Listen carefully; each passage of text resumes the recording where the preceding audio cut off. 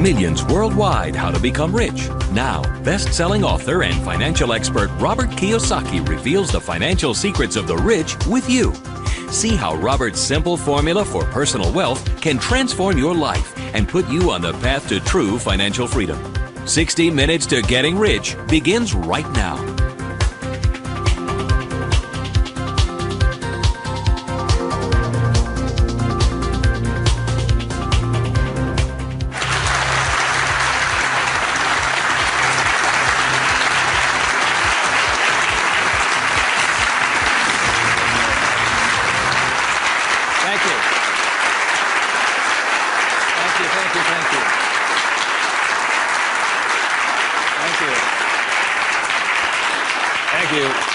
You're very kind. Thank you very much. First of all, thank you for coming here this morning. And some of you came from some great distances. I remember every time I do a talk, I'm always worried that people won't show up.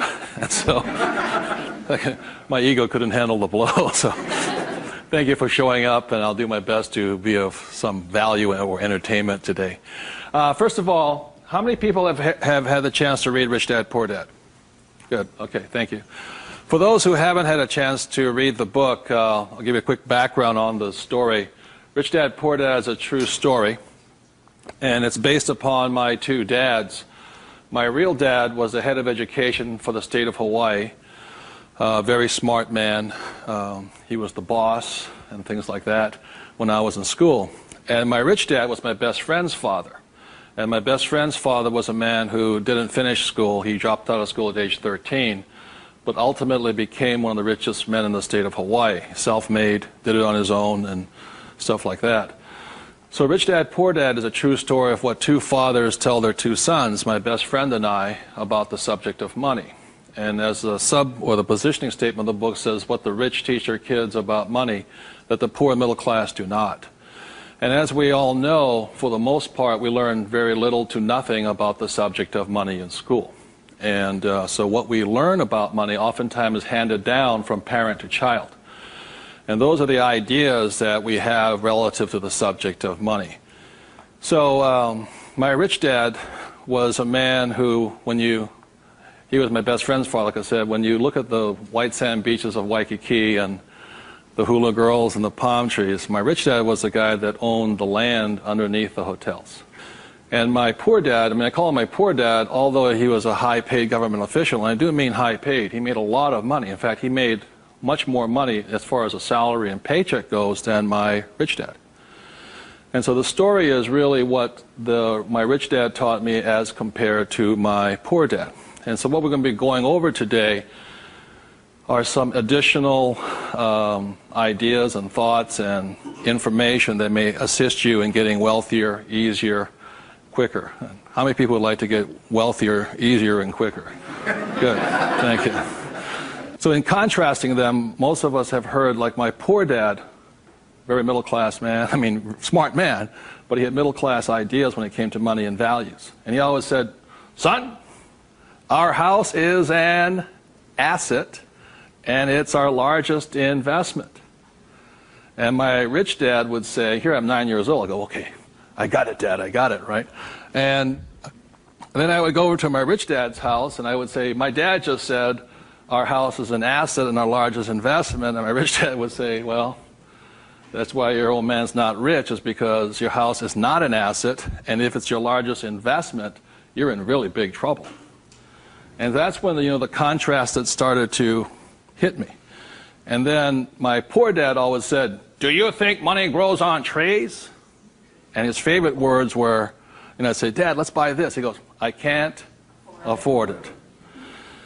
And my rich dad said he forbade his son and I from ever saying the words, I can't afford it. He said, the moment you say you can't afford something, it becomes true. So the power of the spoken word or your thought has the ability to become what you think is real in the world. So if you say, I can't afford something, that becomes your real world or reality. And what my rich dad said instead was, instead of saying I can't afford it, simply say, how can I afford it? Or in school a lot of times, I'd say, hey Dad, guess what, I'm going to be a millionaire. He goes, you can't do that.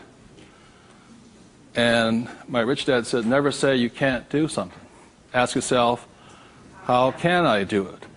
And he said, and just in the switching of those words, if you say, how can I afford it, your mind opens up to the possibility. And your mind then has to go to work. This is your single most powerful tool you have, is the brain. But if you say, I can't afford it, then the thing goes to sleep and it sits there, goes dormant, and doesn't have to do any more work. You're the one who's doing the work then. So those are some of the subtle, differences. My poor dad, the school teacher, the head of education, always said to me, he says, son, go to school, get good grades, get a safe, secure job, high-paying job, and work hard. And my rich dad said, that's a good idea if you want to work hard all your life. He says, but if you want to get rich, you have to learn how to have money work hard for you so you don't have to work for it. And you also have to learn to buy companies. Don't be the guy applying for the job, be the guy that's handing out the job. But I want to give you something I rarely say to people, is that there was 3 main points that I think made a difference in my life. And point number 1 is that I realized very early on in life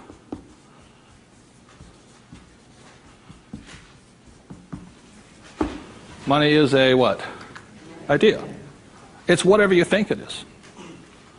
Now, when people say, well, how can I get more money? I say, well, just first change the way you think. Change your ideas. Now, that's the good news. That's all you have to do. I realize when I talk to people about money, I'm slamming straight into their ideas. And, a lot of times with money, there's several subjects you don't talk about at the dinner table: sex, religion, politics, and money, and whatever.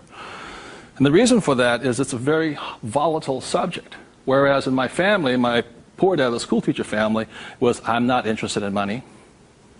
Money is not that important to me. I began to realize that was my poor dad's idea, it was his attitude. Whereas my rich dad always said to me, money is power. Money gives you power. Respect it. Treat it respectfully. So there's all these different ideas about the subject of money. The thing I hear people say is, I'll never be rich. And that becomes a self-fulfilling prophecy, you see. And that's why money, just as an idea, is so, so powerful. And when I talk to people, I oftentimes ask them, I said, what did your parents tell you about the subject of money? Because that becomes real. If you were told, go to school and get a job, see, many of us may not be in the same profession, but we're following the same path. And most people did not come from families that were rich. In America, less than 1 out of 100 people at age 65 becomes rich. In the richest country in the world. 1 out of 100. 4 become wealthy. I think 56% are dependent upon the government or a pension to take care of them. And they start going downhill. So what I had to do, what I'm going to be talking to you about, is I had to watch my ideas, I had to watch what I said, and I had to watch who was giving me the ideas. Okay? Because they're not the same. Like you go to one doctor and they say, eat a low-fat, high-carbohydrate diet. You go to another doctor, they say, eat a high-fat, low-carbohydrate diet. Somewhere you got to make your choice. Number 2, the thing that I learned by having 2 dads with their contrasting points of view, I realized this really early on.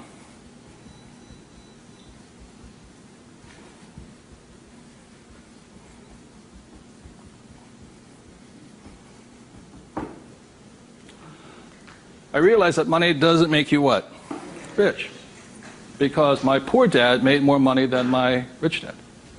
So I think one of the biggest mistakes we've been going into is a lot of times people actually think if I win the lottery, then I'll be rich. Or if I go to Vegas or gamble or my luck changes, then I'll be rich. It has nothing to do with it. Money is a very powerful tool, as my rich dad used to say. If you use it well, it'll make you richer. If you abuse it, it'll make you poor. So one of the big things that my poor dad made the mistake of saying, he always thought that if he got a pay raise, that would solve his money problems. And the trouble is, every time he got a pay raise, he got bigger problems. So it made him poorer and poorer the more money he made. Does that make sense, you guys? That was a very big problem with him. And then the third thing I realized by having 2 dads and having 2 contrasting points of view was that there's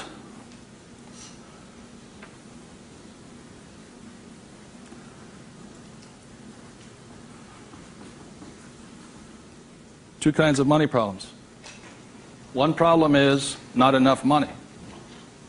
The other problem is too much money. And they're both problems. And the thing that I say to people is this, that, like I think most people think they're real special. I'm the only one with money problems. Well, the reality is everybody has money problems. Everybody. Every single person. Every company has money problems. Every country has money problems. Every government has money problems. Everybody has a money problem. What makes you rich or poor or middle class is how you challenge or handle the problem. And what most people do, since, so most of us came from families where the problem was too much or too little. Too little. And that becomes our idea. We think money is scarce, hard to get, work hard for it. Very popular idiom going around today suggesting that the way you get rich is cut up your credit cards. Oh, man. Live below your means. Those are poor people's mentalities. Save, go long term, buy mutual funds. And it's not a rich person's way of thinking. I love my credit cards. They make me happy.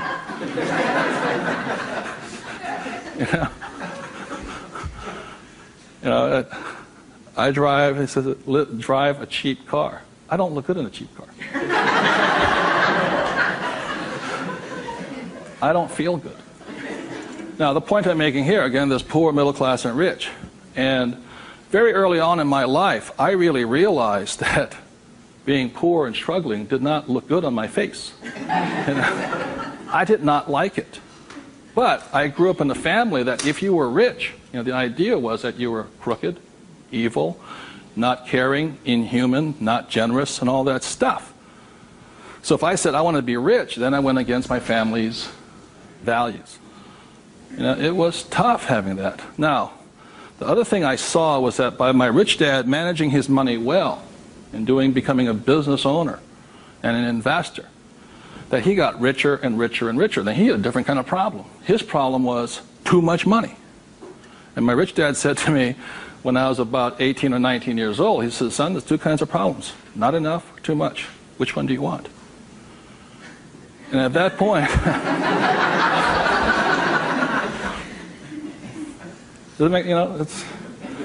and so I made an obvious choice. I said, I like the one with too much. I want to have that problem. And it's a very big problem. So knowing these three different things, I could make different distinctions and different choices in my life. The big point I want to make today is that money comes down to fundamentally a choice. That's all it is.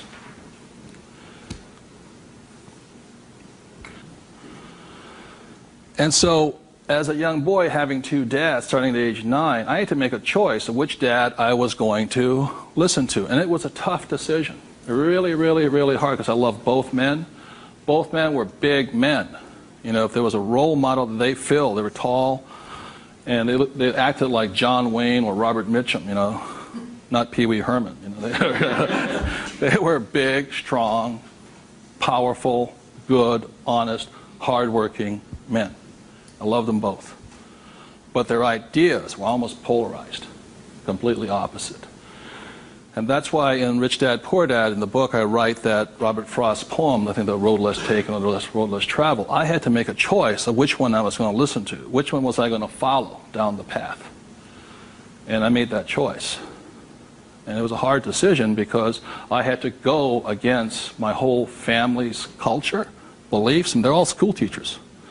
When I came back from Vietnam, they said, I got my bachelor's degree. I got that Bachelor of Science. They said, now, son, you are going for your master's, aren't you? I said, I kind of doubt it. He said, but you won't get a good job. You get a better pay raise if you have a higher degree. I said, I'm not going to get a job. And it's hard. You sit at the dinner table and there's no conversation, Well, you going to get your doctorates? I said, well, if I'm not going to get my master's, I don't think I'm going to get my doctorates, Yeah, but you get a better pay raise. They came from the government model that it was not what you did, it was how high, what your degree was that you got paid by. And that's their reality. It's not my reality. So I had to make a choice. And the thing I say to people is that in many ways I'm more like my poor dad. You know, when I retired in 1994, sold my company and all this, I was set for life. You know, I realized that I'd been too much like my rich dad, and that I wanted to run the second half of my life more like my poor dad, but I was going to teach people what my rich dad taught me. And that was a decision I made. But the thing is, it's a choice. And my propensity, my natural inclination, my genetic makeup, my mental makeup is more to be poor.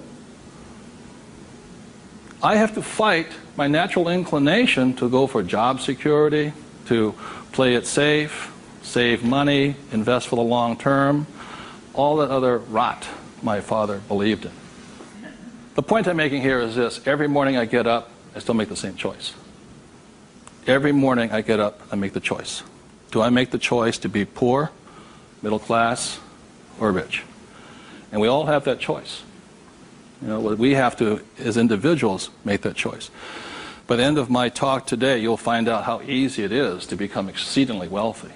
But it's just a choice. Okay?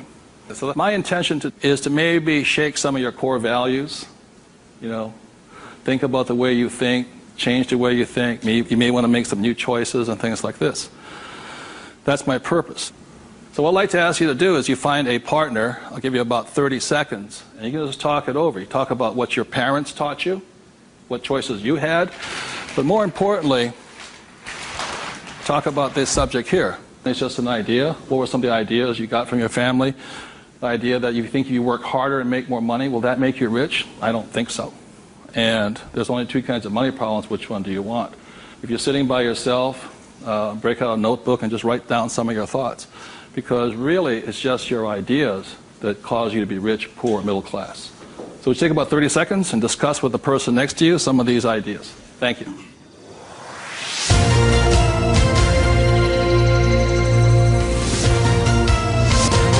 The main point of the book, Rich Dad, Poor Dad, for those who have not read it, so this is book number 1. The main message and the point is the importance of financial literacy. Can you read a financial statement? So, again, comparing my rich dad and my poor dad, the school teacher, was very word literate. I mean, he read a novel a week. He read constantly. And he used to say to me, you know, readers are leaders and leaders are readers. I said, good. And I go see my rich dad, who didn't read that much. He says, but the difference between your father and I is I can read numbers. So so Rich Dad, Poor Dad is very simply about the numbers. And this is an income, expense, assets, and liability. And that's the basis of financial literacy, a financial statement. Now, the problem, and so what it is about the difference between assets and liabilities, things like this, so this is really what the book was about. You know, the thing of an asset, my father would say our house is an asset, and my rich dad would say it's not, because very simply assets, according to my rich dad, asset will put money in your pocket whether you work or not. And a liability will take money from your pocket whether you work or not. That was very simply it. The important things about a financial statement is that it allows you to see the truth instead of being stymied by other people. My bankers never asked me for my report card yet, you know.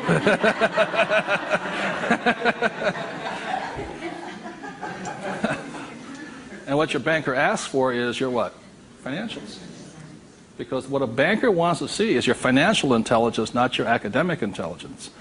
And both are important. Academic intelligence is important, you know, forever.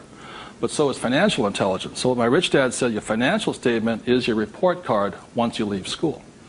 And the problem is 99% of the people leave school and they don't have a clue what a financial statement is, much less what a checkbook is. You know, they know credit card, but they don't know much beyond that. And so they're easily swayed with the idea your house is an asset, and that's what gets them in trouble. They can't tell the difference between an asset and a hole in the ground. So that's a big problem there. Okay? And then book number 2, which is this one here,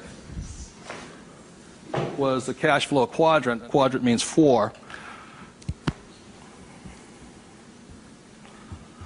And the quadrant was the 4 people that make up the world of business. E stands for employee, S stands for self-employed, B stands for business owner, and I stands for investor. So my poor dad always said to me, son, go to school and get a job. So he was programming me to come here. But I kept saying, but I want to be rich. And my mother says, yeah, don't listen to your dad, My mother was a nurse. And she says, if you really want to be rich, you should become a doctor. They make a lot of money. So my mother was saying become, specialist, self-employed, or small business owner, independent. You hear people say, if you want to be successful, get a profession. Something you can fall back on. Become a plumber, electrician, attorney, accountant, something you can fall back on. Because these guys are the smart guys. These are the people that become doctors, lawyers, accountants, and they're really the brains of the class. My rich dad said to me, Robert, you make a lousy employee. You can't follow orders. You don't like sitting still. And you're not very smart. I said, right. He says, you'd be very good over here. He says, because these guys aren't that smart. And that's the truth.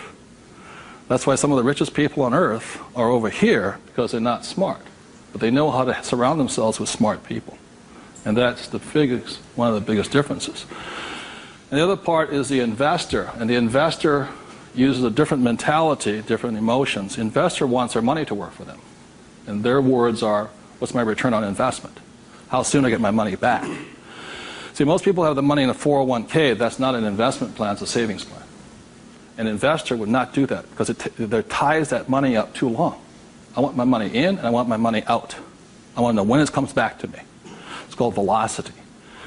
How soon do I put it in? How soon does it come back? Savers put it in and they leave it there forever. It's a different value system. My rich dad said, you always tell an employee by their words. They use the same words all the time. So an employee will always say, I'm looking for a safe, secure job with benefits. Always. My rich dad also said you can always tell a self-employed person because they'll say such things as, I'm going to charge you 6% commission, like a real estate salesperson, or $100 per hour, or I'm going to charge you for the job by this much. So they go, for these people, time is money.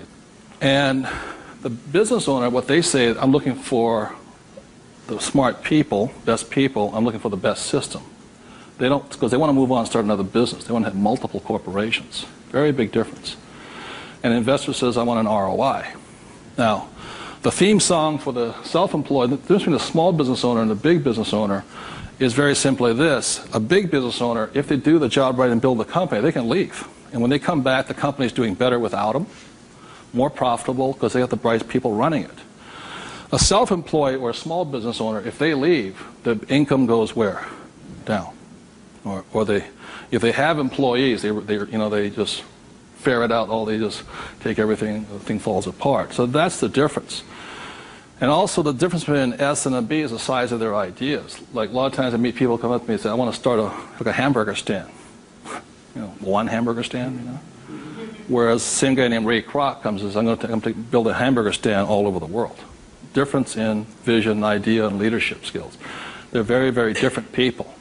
And the reason they're different is because emotions. This person here values, it's fear, so they want security. Security drives them hard. So they're fearful. This person over here is lack of trust. And these guys, they're highly specialized. They're also the most satisfying, because they have their own time, their own life, and all this. They're very happy this way, but it has its limitations also. And generally, these people are limited to about $500,000 a year max in here, just because time is money. Over here, it goes unlimited, how much you can earn. So there are very, very big differences in the thing. The investor here, their thing is they're neutral, emotionally neutral. In other words, what that means is they don't care if you're winning or losing.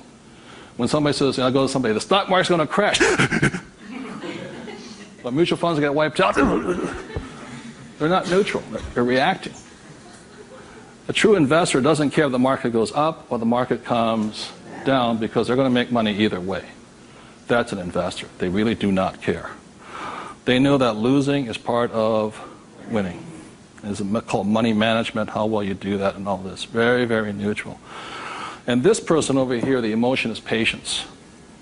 You have to be patient. These guys want to get paid now. These people may not get paid. I think the average is, 3 years, right? They don't get paid.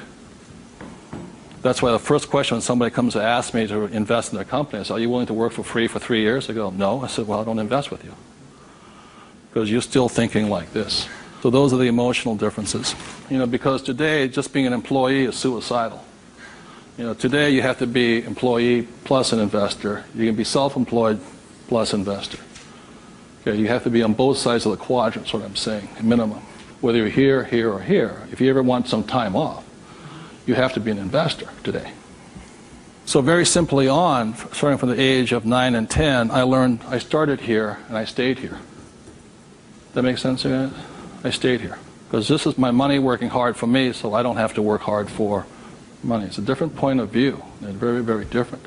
The rich have the best investments. Number one, because they have money. People say, how do you find a deal? I say, get rich. Because if you have money, they come find you. It's really simple. The thing about this one here, the richest or the fastest game in the world played today, the way to get rich forever has been this one.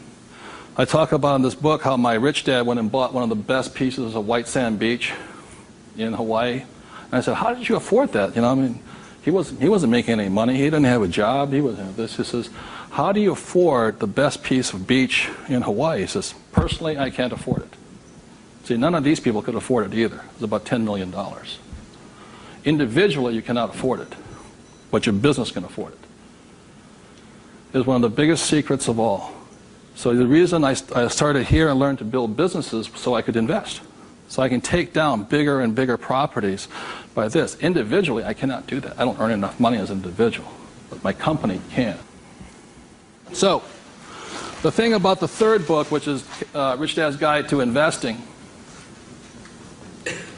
is called the 90-10 Rule of Money. The 90-10 Rule of Money very simply says is this, is that 10% of the people always make 90% of the money, always. That's a very big part of it. And a big part of the investment book is how do you take your idea, build a business around it, and take your business public. So the reality, as I know, is every single one of you sitting out there in the audience, you have an idea that can make you exceptionally wealthy beyond your wildest dreams. Every one of you is creative enough to have an idea. The trouble is, when you went to school, they didn't train you to be a business owner. They trained you to be an employee, working for the rich. What the rich have the ability to do is take their ideas and create massive businesses out of them. So you have your business, which does your investing for you. And the tax laws are written in your favor, investing through a business. That's how the rich get rich, because they pay less in taxes, very simply because they invest through the B and I quadrants. Investing from here, the laws are written against you here. In America, 1943 was the Current Tax Payment Act, which made anybody who was an employee could not pay themselves first. Government gets paid first. If you get a pay raise, government gets a pay raise. Forever. Forever. You make $1 million, you still pay more in taxes, incrementally. 1986, they passed the Tax Reform Act of '86. All doctors, accountants, attorneys, and the laws were changed against them. But they never changed the laws for the rich, because this is how the rich have gotten rich, by owning corporations and businesses. And that's been in effect since 1215, which is the signing of the Magna Carta. So ever since the thing is, you have to know, you want to get rich, you have to play by the rules of the rich, because the rich make the rules. And for the last thing I want to say about taxes is this. If you're an employee, the tax laws is that your financial looks like this. If you're a business owner, your financial looks like this. And the big difference here is this, is as an employee, your first line item expense is tax. If you're a business owner, it's the last. That is the biggest loophole ever. And that's why the rich get richer. They can take their money that comes in here and goes in here, and these guys, the money comes in and goes there. Very big difference. Okay. So would you take 30 seconds and discuss whatever you have heard so far? Thank you very much.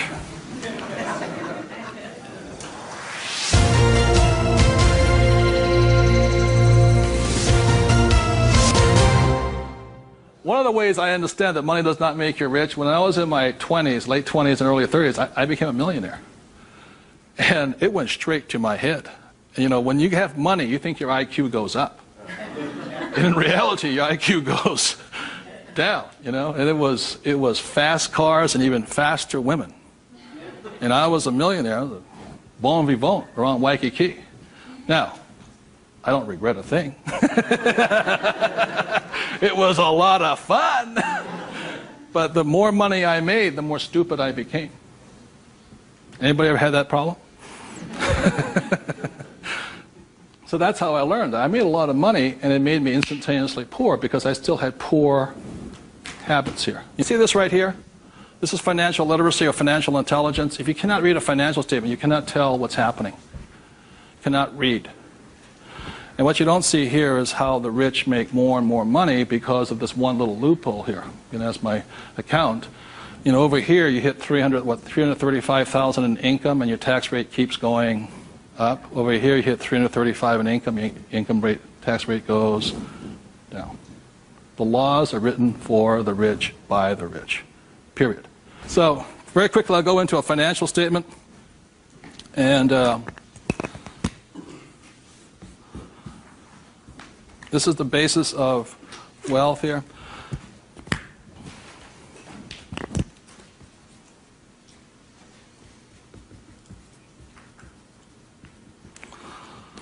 So what happens to most people is they say their house is an asset and all this. My rich dad said, your house is not, whether a house is an asset or not, has nothing to do with this thing here. It has to do with the most single important word in business, and that word is called, what's the word? Cash flow. It's cash flow determines it. So, very simply, when I was 9 years old, my rich dad said an asset is something that flows money into your pocket, and a liability is something that takes money from your pocket. Just because your banker or your accountant says your house is an asset doesn't mean it's an asset. So when I read a financial, I see something listed here, and then I see whether it lodges up here. Now, if it doesn't lodge up here, then it must be going this way. It's going out the expense with no income. Does that make sense, you guys here? That's a very simple way of looking at it. Now, taking it one step further, this is where the confusion sets in, is very simply because if you buy a house for, let's say, $100,000, and you get an $80,000 mortgage on it, you put $20,000 down, the problem is your house is listed both asset as well as liability, and that's where the confusion starts. It's listed in both sides, and that's the problem. So the thing here is this, and by the way, the word mortgage comes from the French word mortir, which means death. You know, so that means you're engaged until you're dead with the house, and it's staggering. So let's say you buy this little green house here. Okay. The way you know it's an asset or liability is, let's say I use it as a rental property, and after paying all taxes, you know, taxes, insurance, and expenses, and all this stuff, I make $100 a month. It shows up over here under income of $100 a month. Now, if let's say I have a tenant who trashes the place, doesn't pay me rent, takes me a year to evict the bugger, immediately that house becomes a what? Liability. So the house can be either asset or liability, but it's not because it's an asset or liability listed here. What determines if it's an asset or liability is income and expense. So what makes a person struggle financially is that what they do is they go out and buy a house, and they call it an asset. So you have a house mortgage over here. You buy a car, you call it an asset. You buy yourself a Gucci suit, that's called an asset. You get a gold watch, it's an asset, and all this. But they're really what? Liabilities. And so what happens is, I can tell if a person's rich or poor or middle class very simply by reading the financial. I can look at the financial and see this. If money's coming in and money's going out, this is the cash flow pattern of a poor person. It's not how much money you make. It's how you spend your money. I know a doctor here in Arizona, he makes over $500,000 a year. But he spends $525,000 a year. It comes in and it goes what? Out. He thinks like a poor person. Okay. The average middle class person, because they have a job, and the bankers like people with jobs and all this, they get all this stuff. This is their cash flow pattern. They have huge long-term liabilities. They're illiquid. Okay? And this is the cash flow pattern of the great middle class who think they're rich. My rich dad said, just because you live in a big house, have a nice car, and wear nice clothes, doesn't mean you're rich. You could be broke, more poor than the poor person. So the difference for me was that I spent my life learning how to acquire assets. So I don't need a job. The object was never to work for money. It was to learn to acquire assets that put money in my pocket, either stocks, bonds, real estate, businesses. So this is the cash flow pattern of the rich. The question, the way to find out how rich you are is this: let's say you're married, husband and wife. If the two of you stop working, what happens? See, if my wife and I stop, income still keeps coming, because it's not dependent upon us working. The average person, all their assets, they realize if they stop working, are really liabilities. As my rich dad said, assets feed you. If you stop working, liabilities eat you. And the reason they can't stop working is because the liabilities eat them. So the definition of wealth is how long can you survive without working? And it's measured in days or years in time. So when I retired in '94, my wealth was infinite. In other words, I always had more than enough money coming in that was greater than my expenses. And that's a way of thinking. Would you please take 30 seconds to discuss that thing on cash flow? It's cash flow that determines if you're rich or poor, okay? Thank you.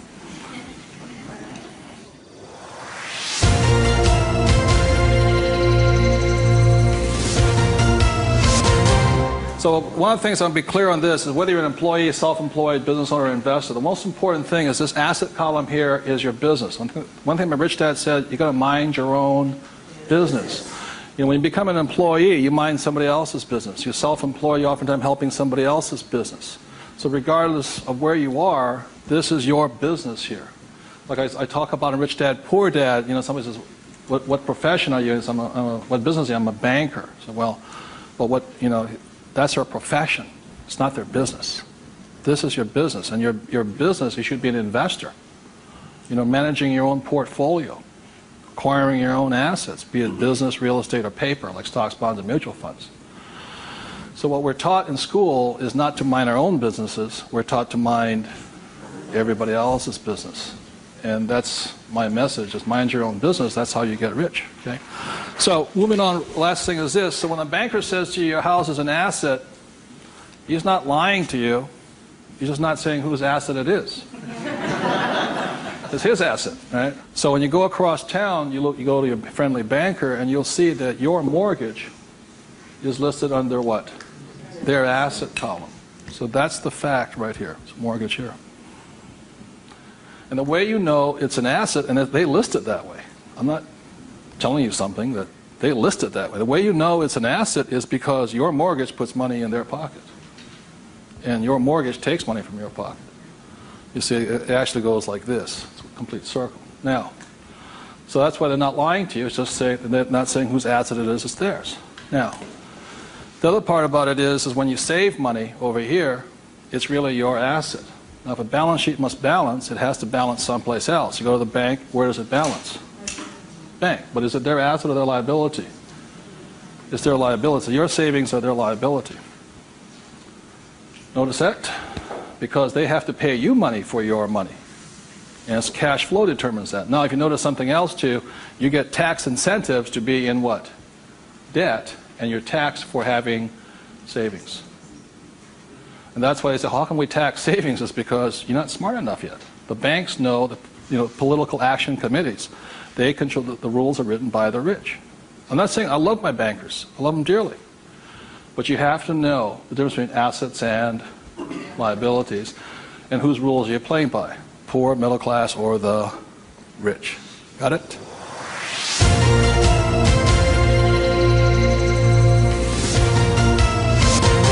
I'm going to talk about a subject that's getting nearer and dearer to many of my peers' hearts lately. And the subject is retirement, or the lack of the ability to retire. So I said the way I retired early has to do with the issue of this.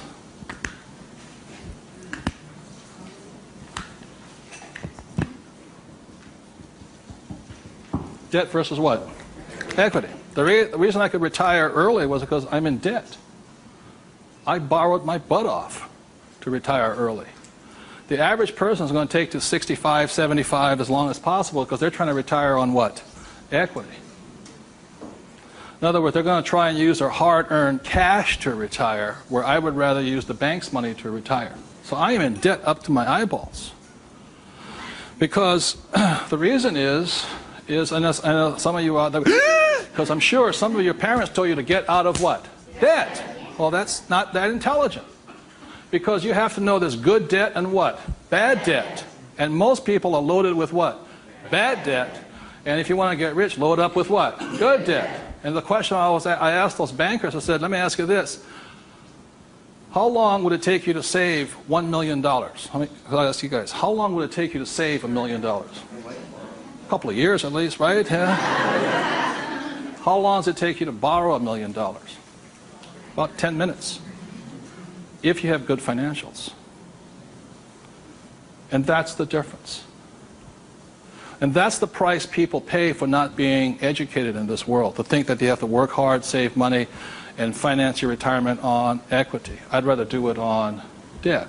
And the way I do it on debt is my banker will always lend me money on a thing called real estate. Always. They will not lend me money to buy stocks, but they will lend, even if it's bank of what stock, their own stock, they won't lend me $1 million for 30 years at 8%. But if I find a commercial building, $1 million, 8%, 30, they'll all day long. The thing that scares me right now is never have so many people in the history of the world bet their retirement on the stock market. And they've bet real money. Am I correct? And trust me, the market will crash. Always has and always will. Now, those taking deep breaths right now, it's because you're not, because that should be good news. Because if it crashes, that's when you get rich. But the people who have been trained to think of playing it safe and all this, they're going to be in terror. Completely different point of view. So the point I'm making here is this. One of the reasons I wanted to get educated, understand cash flow, play the game, was just so I could borrow money faster. When my poor dad always said to get out of debt. Debt was bad. So I just called, I just called my broker down the street here. I said, I need 2.4. He says, come in and sign the paperwork. That was it. 2.4 million, just sign. Now, because I can take that money and make 10 million out of it, the average person will go on vacation with it. Or buy a big house, or buy a boat. It's called fiduciary responsibility. If you can prove you know how to manage your money and you have the good financials, plus you have a couple of million in cash, they'll lend you all the money you want. Because they know my problem is too much money. And the reason I buy real estate is because I get more tax breaks. Real estate is a game of the rich, not paper. It's a really interesting world. So what I'm going to go into is how you can get to the point where you don't, I'm not recommending just go out and borrow today, especially if you have no education. I spent 40 years getting here to the point where I can call my broker up. Before, 10 years ago, I'd call them up and they'd laugh. How much do you want? Well, I took that as a feedback that I had to improve my financials. Does that make sense to you guys here? To the point where they would say yes. So the difference between my poor dad and my rich dad was this. My poor dad always said, get a high-paying what? Job. Big mistake. Because the trouble with a high-paying job is you get taxed. So my rich dad said, so was my poor dad, high-income job. That was the key to success. That's a very middle-class, pedestrian point of view. The rich know this. It's not how much money you make. It's how much money you keep. You've got to keep it. It is not how much you make. It's how much you keep. It's called the income to expense ratio. In other words, how much drops to your bottom line. Does that make sense to you guys here? How much drops? So the minimum is 30%. So if you're making $1,000, the minimum that can drop is 30%. If you're not going 30% to the bottom line, in other words, this way, and you don't have to do it, I'm just giving you the ratios that work. If you have $1,000 coming in this way, then 300 needs to hit here somehow. That's the ratio. The average person, you know how much is hitting here? Nothing.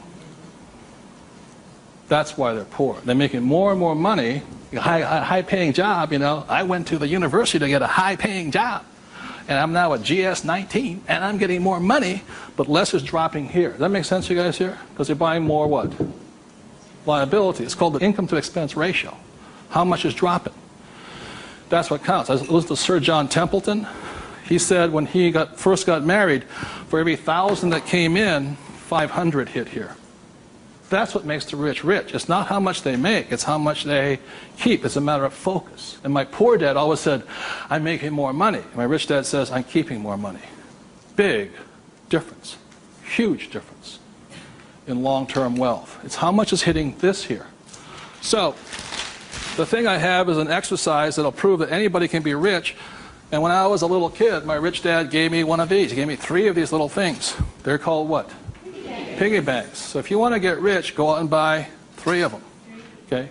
3 piggy banks. That's all it takes to train yourself to think to be rich. Now, for every piggy bank, so you have 1 piggy bank, 2 piggy banks, 3 piggy banks. 1 is for saving, 1's for investing, and 1 is for tithing or charity.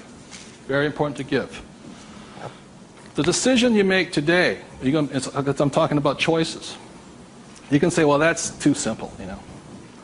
But the choice you make is for the rest of my life, or for the next 90 days, whatever you can handle, how much am I going to put in each bank every day? Not once a week. Every single day. Because what you're training is your brain to think like and act like and be like a rich person. You're dropping it to the bottom line. So, let's say the most you can handle today, given your horrific financial brilliance, is $1. Good. Now, I don't care the dollar amount, but I do care that you do it. Just like going to the gym and saying, you know, today I look like a sumo wrestler, but tonight I'll look like Arnold Schwarzenegger. It's not possible, you know what I mean? It's not going to happen. So how many people right now could say for the rest of your life, with 3 piggy banks, you'll put $1 a day away per bank? Good, right? I mean, it's not, and everybody can do it. But the problem is, most people won't. And that's the difference. But once it hits your piggy bank, it's yours for the rest of your life. You pass it on for generations. That's what the rich do. The middle class finds some cheap and tacky excuse to break the bank. Am I correct? You know, I got to spend this money. That was my poor dad. Well, if I make more money, I'll get a pay raise next year. The government, you know, be a GS-19. But they kept breaking the bank. Now, it has nothing to do with the dollar amount. It has to do with the habit, the way of thinking, that this is more important to me than eating. It's more important than my kids' clothes. More important than everything else is this. This is first. So start with $1. Everybody can do that. All it is 0 to go to 10. Now, at this point, people say, well, that's not that tough. Try $10 a day. Then you see some heartbeats. At that point, you're now at the boundary of what's possible for you. It's only a 0 added on to it. And you want to spend it. Now, if this becomes easy at $10, then just up it to, and you'll find your heart rate going up. So when people say, well, this is a simple exercise, I'm beyond it, then try going to, it is not the dollar amount. I mean, it's not the things, it's the habit. And you know you're a stud.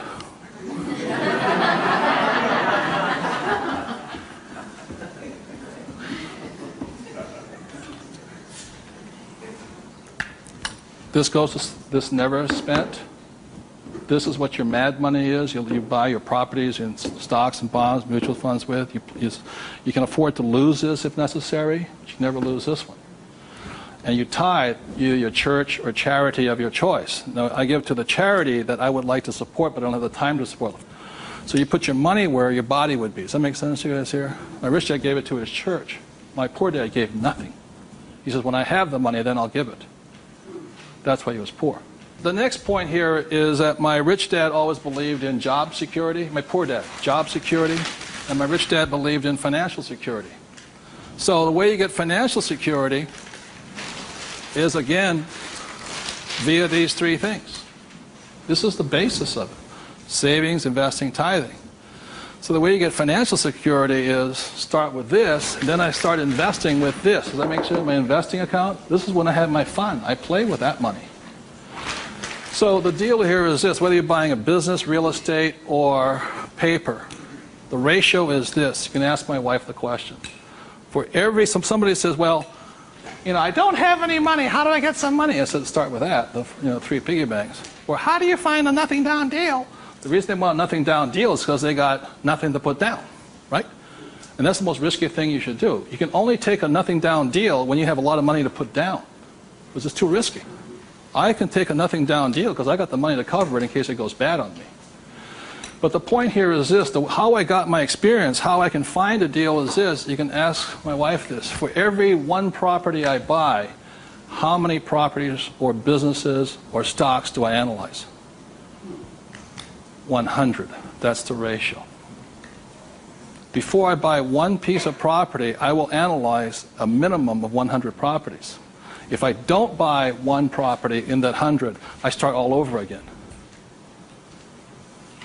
It's 100 to 1 is the ratio. That's how I find a deal. Not only that, is when I had no money, what was I doing? Still analyzing a deal. It's 100 to 1 before you can find one deal. And people come, oh, you know, I went with a ride with a realtor and we found one property and we bought it.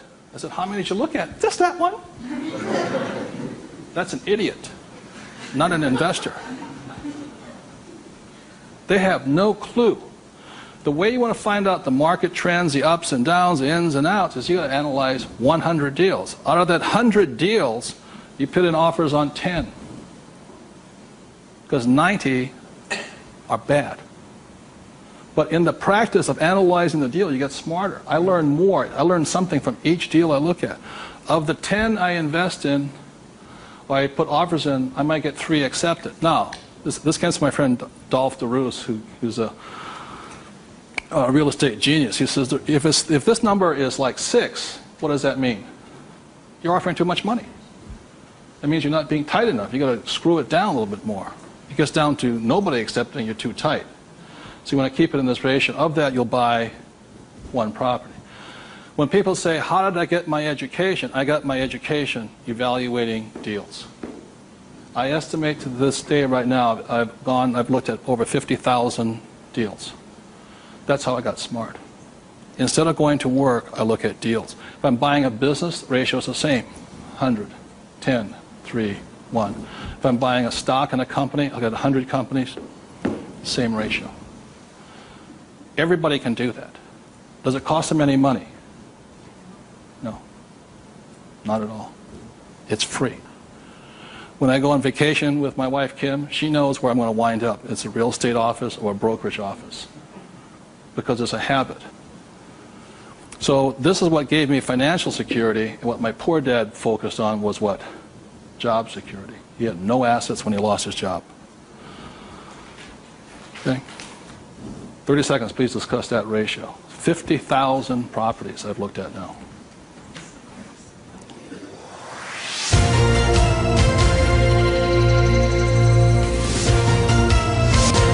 I'm going to do one last thing that, in my experience, keeps most people poor or struggling financially. So remember the 3 piggy banks? That gives you the money. Doing this, 100 deals. The reason I don't have a job is because it would interfere with me looking at deals. I don't want to do that. I'm looking at a deal constantly. That's the people that work with me constantly. That's all I'm doing is tracking down deals. It's a waste of time to work. I don't get rich.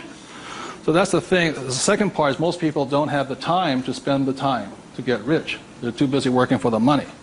And the third part is most people say it's risky or it's fearful or they chicken out. You know, they see a deal. Even if they see it, they back out. And I've seen so many people do it. And the reason for that is because if this is an iceberg, okay, most people, they say, I'm going to get the 3 piggy banks, I'm going to look at 100 deals, but it comes time to put the money, we call it go hard on the dollar. Got to go hard. If this is your conscious mind, let's say, this is your what? Subconscious. Money, sex, politics, religion. This thing takes over. I have seen people go, hey, I might lose money, when the stock market crashes, and what if this is bad, and I'm going to call my accountant, my attorney. This talks. I see him walk away from it. Well, I'll think about it. It doesn't cost you anything to buy a piece of property. Nothing. It costs nothing. It's called you put an option down on it. I sit there and say, well, you want $1 million? I said, here's a $20,000 check. Don't cash it for a week. I'll see you.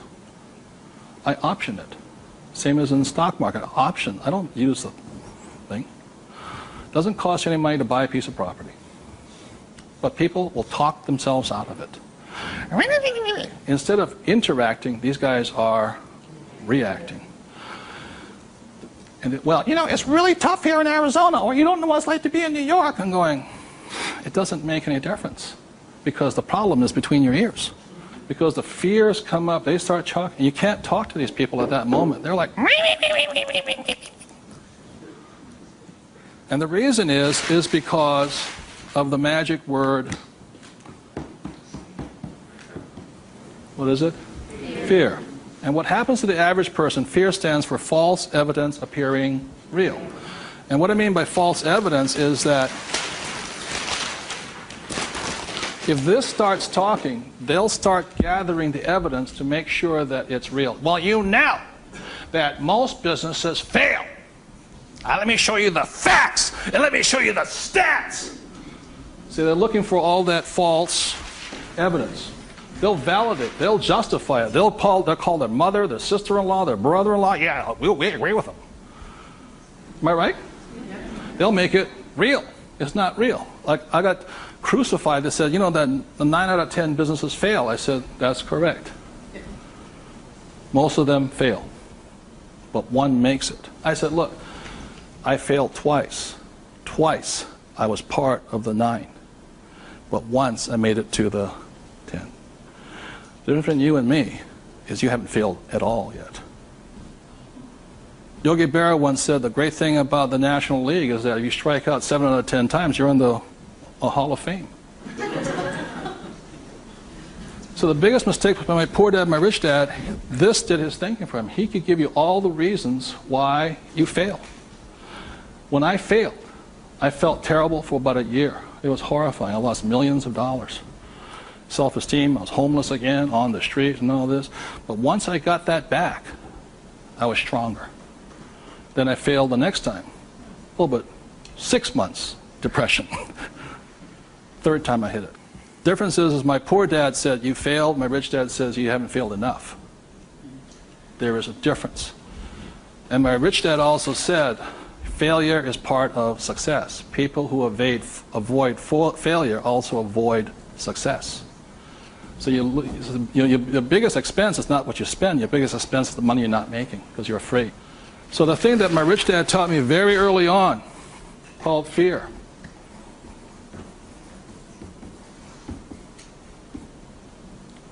Fail early and fail responsibly. Look, if you know you're going to fail, do it now. Don't wait. Because each time you make a mistake, you get smarter if you do it responsibly. So the thing that I do is when I fail, I go, like I said to my investors a couple of 4 years ago, I said, I need to raise $3 million. The chances are we're going to fail. And if you can't handle the $50,000 shot, don't put your money in here. There's a good chance I'm going to fail on this one. So people left the room, and I got more money because I was forthright with them. I said, if I lose it, I'll tell you I lost it, and I'll tell you the next deal. But failure is part of the process. So the thing that I say to people is fail early, correct, but fail small. The first deal my wife and I did when we got back into real estate was a $45,000 deal, $6,000 down. If we failed, we would have got smarter than somebody who didn't fail at all. But we didn't. So we pushed the boundary, going bigger and bigger, hoping to fail. Well, everybody's avoiding failure. I'm hoping to fail because I'm going to get smarter. I open my mind up. I ask people for their advice. I synthesize the data, make my own decision. But I live and die. If I make a mistake, I own it. I apologize. I blew it. I made a mistake. This is what I learned. Continue on. So I want to thank you all for being here. The thing I want to leave you most with is that every morning, you know, as a 9-year-old boy, who was going to listen to? It was a choice, rich dad or poor dad. Every morning I get up and I still make that choice. Who am I going to listen to? And I hope you make your choices for yourself. Thank you very much.